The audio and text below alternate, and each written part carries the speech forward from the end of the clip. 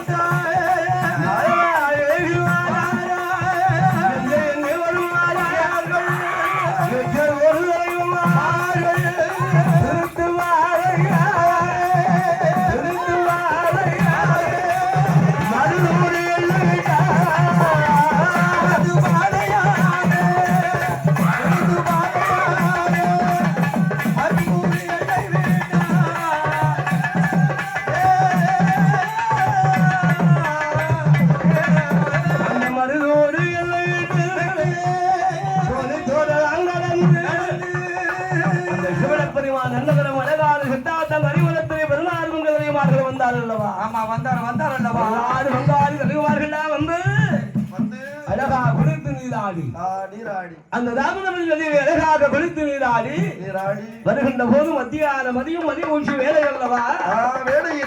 ஆண்டவன் சிவனப்பதி ஆண்டுக்கு அழக பூஜை கொடுக்குற நேரம் காப்பு சாத்தி மஞ்சள் காப்பு சாத்தி என அண்டலும் ஆண்டு உடலைக்கு சன்னியாசி கூட பூஜை கொடுக்கிற நேரம் திமுது வராங்க.